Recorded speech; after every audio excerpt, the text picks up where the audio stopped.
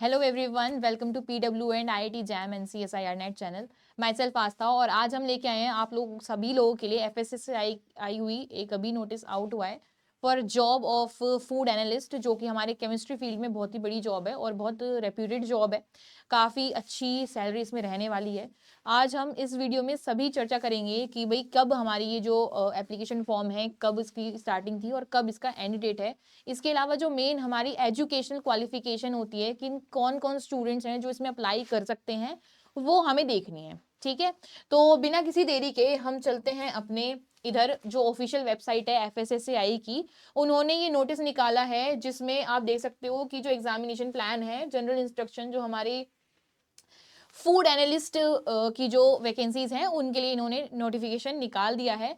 और अगर हम इसमें एक एक करके चलें तो सबसे पहले हम नोटिस देख लेते हैं कि हमारी ये जो एप्लीकेशन फॉर्म है कब स्टार्ट हुए थे और कब तक ये एप्लीकेशन फॉर्म्स जो हैं हम भर सकते हैं। उसके बाद हम मेन एजुकेशनल क्वालिफिकेशन पे जाएंगे कि कौन कौन स्टूडेंट्स हैं और किस किस फील्ड के स्टूडेंट्स हैं जो इस पोस्ट के लिए अप्लाई कर सकते हैं, किस तरीके से एग्जाम होगा उस पर भी हम जरा बात करेंगे। तो आप देख सकते हो ये जो है 23 को इनकी एप्लीकेशन फॉर्म भरने स्टार्ट हो चुके हैं और जो लास्ट डेट रहने वाली है इन लोगों की जो एप्लीकेशन फॉर्म की, वो होगी भाई 22 जनवरी 2026। तो मतलब अभी टाइम है आप लोगों के पास, आप आराम से सोच समझ के ये जो है फॉर्म फिल कर सकते हैं। अगर यहाँ पे आए भाई जनरल इंस्ट्रक्शंस में, तो हम साफ देख सकते हैं कि यहाँ पे जो हमारा एप्लीकेशन फॉर्म है वो सिर्फ और सिर्फ ऑनलाइन मोड के थ्रू ही होगा। मतलब आपको वेबसाइट पे जाके ही अपना फॉर्म सबमिट करना है। ऑफलाइन कुछ भी यहाँ पे सबमिशन जो है नहीं एक्सेप्टेबल है।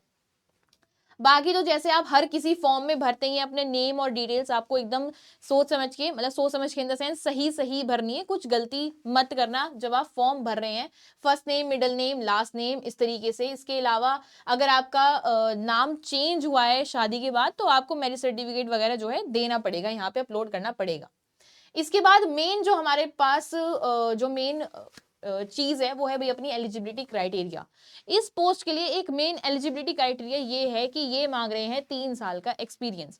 तो अगर आपके पास एक्सपीरियंस है फूड एनालिस्ट की जॉब में या फिर कुछ इससे रिलेटेड एक्सपीरियंस है तो आप इस पोस्ट के लिए बिल्कुल अप्लाई कर सकते हैं। तो एलिजिबिलिटी क्राइटेरिया आप देख सकते हैं, the online applications are invited from candidates possessing a sessional essential educational qualification and 3 years experience. मतलब कम से कम 3 साल के एक्सपीरियंस ये मांग रहे हैं, तो एक्सपीरियंस इसमें नेसेसरी है। इसके अलावा जो एसेंशियल क्वालिफिकेशन है भाई जो होना ही चाहिए वो ये होना चाहिए कि या तो कैंडिडेट ने बैचलर्स करी हो या मास्टर्स करी हो या पीएचडी डॉक्टरेट डिग्री करी हो। किस किस में? केमिस्ट्री में कर रखी हो, है ना। काफी सारे सब्जेक्ट्स को इसमें जो है ऑप्शंस दिए गए हैं, काफी सारे सब्जेक्ट्स के बेसिस पे। केमिस्ट्री हो सकता है आपका, बायोकेमिस्ट्री हो सकता है, माइक्रोबायोलॉजी, मतलब यहाँ पे बैचलर स्टूडेंट्स भी मतलब अप्लाई कर सकते हैं if they have experience of that particular field. Microbiology, dairy chemistry, agricultural science, animal science और फिशरीज साइंस हो गया, बायोटेक्नोलॉजी हो गया, food safety, food technology, food and nutrition, dairy technology, oil technology, veteran science. और ये basically ये है कि जो हमारी यूनिवर्सिटीज इंडिया में जो बेस्ड हैं उन्हीं से जो है आपकी क्वालिफिकेशन होनी चाहिए।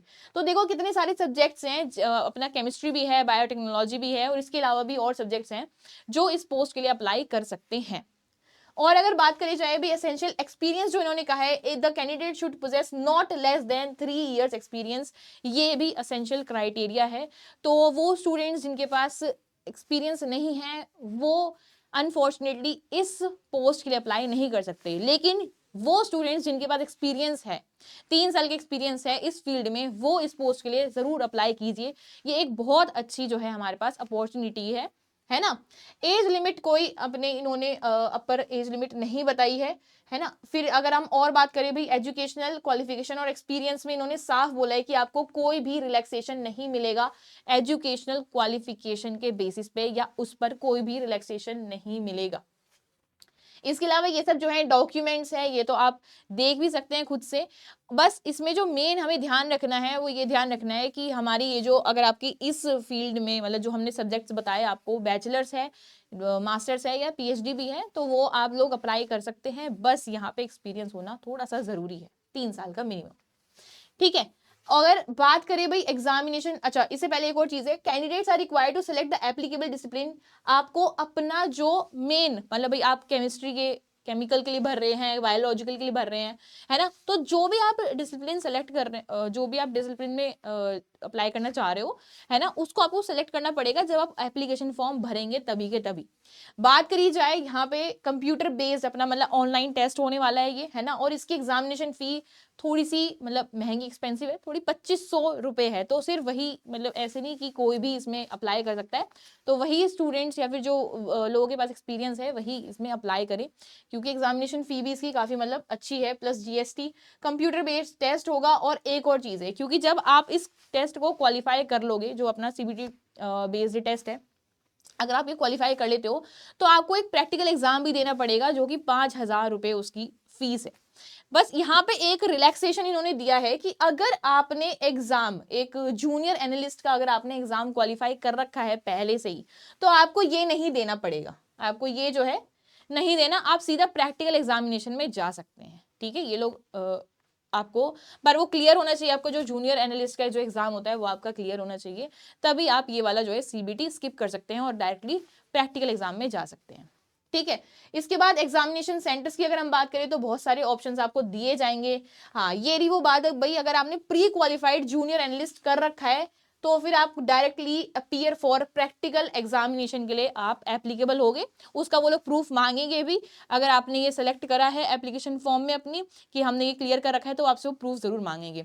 तो अगर आपने पहले जूनियर एनालिस्ट का एग्जाम क्लियर कर रखा है तो आप प्रूफ के साथ बिना सीबीटी एग्जाम दिए, मतलब ये वाले सीबीटी को स्किप करके डायरेक्टली प्रैक्टिकल एग्जाम में जा सकते हैं, और जाइएगा भी अगर आपने ऐसा कर रखा है तो। ठीक है, फिर ये तो अपनी बेसिक है, अपनी एप्लीकेशन और एग्जामिनेशन प्रोसेस में सेम जो हर किसी जब भी आप एग्जामिनेशन फॉर्म भरते हैं, कोई भी एग्जामिनेशन फॉर्म भरते हैं, तो उसमें मेन यही कहानी होती है कि आप कुछ भी गलत ना भरें, दूसरा आप कुछ भी फेक चीजें ना भरें अपने मन से, या फिर जो भी आपकी रियल क्वालिफिकेशंस है सिर्फ वही भरें। अगर किसी भी स्टेप में ड्यूरिंग द रिक्रूटमेंट प्रोसेस अगर डॉक्यूमेंट वेरिफिकेशन के टाइम एक भी डॉक्यूमेंट गलत निकला जाता है, तो आपको तुरंत उस पोस्ट से, आपने जो पैसे दिए हैं, आपने जो मेहनत करी है, उससे आपको बाहर निकाल दिया जाएगा। तो ये जरा आपने सोच समझ के ही मतलब डॉक्यूमेंट्स अपने भरने हैं, बिल्कुल सही सही डॉक्यूमेंट्स आपको भरने हैं। ठीक है, और आगे चले अगर हम यहाँ पे तो यहाँ पे जब रिजर्वेशन की बात करें तो there is no reservation applicable in whatsoever from since there is no this is not for employment, है ना, रिजर्वेशन अपनी यहाँ पे नहीं लगने वाली है। फिर बात करी गई भी आंसर की अवेलेबिलिटी, एक्सेसिबिलिटी और चैलेंजिंग। इन्होंने साफ कहा है कि अगर आपको आंसर की जब मतलब सीबीटी हो जाएगा उसके बाद अगर आपको आंसर की चैलेंज करना है, खैर वो तो काफी आगे की बात है, अगर आपको आंसर की चैलेंज करनी है पर क्वेश्चन उन्होंने जो है 100 रुपीज उसके मांगे हैं, पर ये नॉन रिफंडेबल है।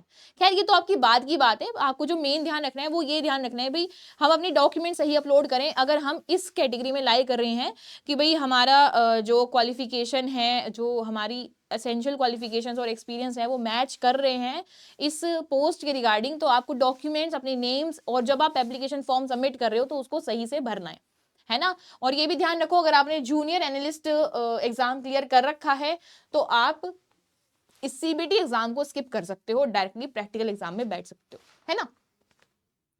चलिए अगर हम और आगे बढ़े तो इसके बाद है फूड एनालिस्ट ट्रेनिंग। इन्होंने मतलब आगे बात करी है इन्होंने, रिस्पॉन्सिबिलिटी लाइबिलिटीज हैं, हमारे एफएसएसएआई की राइट्स हैं, ये तो हमारी जो है आप ये पढ़ सकते हैं इसमें थ्रू। और आगे चलते हैं, अगर हम और आगे चले भाई इसमें एग्जाम क्या है, मतलब एग्जाम में जो हमारा एग्जाम होगा उसका जो है सिलेबस पूरा इन्होंने दे रखा है।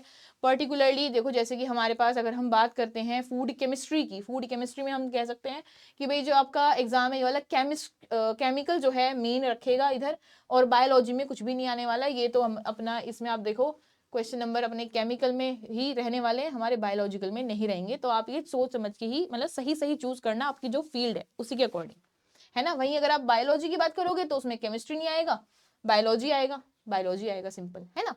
फिर अगर आप और आगे जाके देख सकते हो तो यहाँ पे आपको पूरा का पूरा जो है सिलेबस दे रखा है इन्होंने, सिलेबस फॉर सीबीटी टेस्ट, जो हमारा सिलेबस है डिपेंडिंग ऑन आपकी कौन कौन से चीजें हैं उसके बेस पे हमारा सिलेबस प्रॉपर दे रखा है। ये जो सिलेबस है आप यहीं से डाउनलोड कर सकते हैं, ये एफएसएसएआई की जो है ऑफिशियल साइट है ना। इसमें जब आप इधर जाएंगे बेसिकली आपको कहाँ जाना है, आपको जाना है जो व्हाट्स न्यू है और रीसेंट में आप जाएंगे। व्हाट्स न्यू में जब आप रीसेंट में जाएंगे, रीसेंट में आपको नीचे जाना है, नीचे तो आपको ये दिखेंगी इस तरीके से जॉब एट FSSAI, और यहाँ पे आपको पहले ही नोटिस उसकी मिल जाएगी फूड एनालिस्ट की, है ना।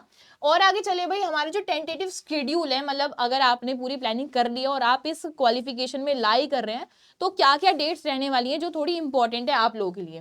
भाई पहली चीज तो आपके जो एप्लीकेशन फॉर्म है वो ऑलरेडी ओपन हो चुके हैं, साइट पे अवेलेबल है, आप वहां जाके भर सकते हैं रजिस्ट्रेशन करने के बाद। उसके बाद जो इसमें लास्ट डेट है वो है 22 जनवरी। तो लास्ट डेट का भाई देखो, अगर आप यहाँ पे लाइक कर रहे हो, आपकी क्वालिफिकेशंस हैं, तो लास्ट डेट का तो मुझे नहीं लगता कि किसी को भी वेट करना चाहिए इसमें, ठीक है। उसके बाद है, क्योंकि यहाँ पे जैसे इन्होंने कहा ना, एक्सपीरियंस हो गया, एक्सपीरियंस होते ही अगर क्राउड इतना था अप्लाई करने के लिए तो इतना हो गया होगा, ठीक है। अब अगर आप इतने क्राउड में भी सोच रहे हो कि अरे हम करें ना करें, तो फिर मतलब आप समझो कि यहाँ पे कंपटीशन थोड़ा ऑलरेडी कम हो चुका है आपका, क्योंकि यहाँ पे इन्होंने एक एसेंशियल क्वालिफिकेशन मांगी, एक्सपीरियंस। एक्सपीरियंस की वजह से जो आपका क्राउड है, मतलब जो कंपटीशन है, वो ऑलरेडी नैरो डाउन हो चुका है पहले ही। फिर अगर बात करें भाई एग्जामिनेशन डेट, जो इन्होंने कहा है वो 8 मार्च का है, और एडमिट कार्ड जो मतलब कि टेंटेटिव डेट्स हैं, थोड़ी ऊपर नीचे हो सकती हैं, ठीक है, पर फिर भी अप्रोक्स मतलब 24 फरवरी को अपना एडमिट कार्ड है। एग्जामिनेशन डेट जो है 8 मार्च को है ना। फिर अपनी जो आंसर की और ओपनिंग ऑफ चैलेंजिंग विंडो है वो 10 मार्च को है, एंड सो ऑन। इस तरीके से जो है प्रैक्टिकल एग्जाम भी इन्होंने कहा है कि भाई 25 से 26 एग्जाम में हमारा हो जाएगा, मतलब इन लोगों का हो जाएगा सारी जो टेंटेटिव डेट है उसके अकॉर्डिंग, है ना जी। फिर जो रिजल्ट है प्रैक्टिकल के वो भी आ जाएंगे हमारे 26 से थर्ड, 26 को हो जाएगा फर्स्ट बैच का, और थर्ड को अपना सेकंड बैच का। फिर हमारी जो ट्रेनिंग है, मतलब इन लोगों की जो ट्रेनिंग है वो मैंडेटरी है, उसके बाद सर्टिफिकेट जो है कंप्लीशन जो इशू होगा ट्रेनिंग के बाद, वो आपको दिया जाएगा इस डेट तक। तो इन्होंने सारी जो है टेंटेटिव डेट्स भी बताई हैं। आपको जो है सारी एजुकेशनल क्वालिफिकेशन भी पता लगेगी, कौन कौन से सब्जेक्ट में, चाहे आप बैचलर्स के हो, मास्टर्स के हो, चाहे पोस्ट डॉक के हो, आप तीनों ही उसमें अप्लाई कर सकते हो। बस क्योंकि यहाँ पे एक्सपीरियंस मैंडेटरी हो गया है, तो क्राउड थोड़ा सा नैरो डाउन हो ही जाएगा।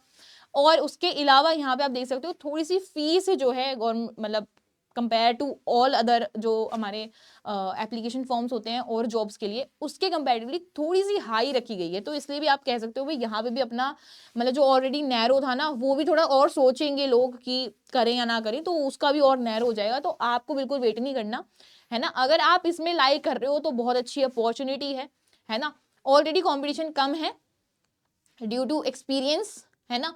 तो आप बिना देरी के इसमें अप्लाई कर सकते हैं, है ना। इसी के साथ आपसे मिलेंगे फिर से नेक्स्ट सेशन में, और आप सभी को ऑल द बेस्ट। जो भी आप ये सोच रहे हैं आप सभी के साथ बढ़िया होगा। मिलते हैं आपसे नेक्स्ट में।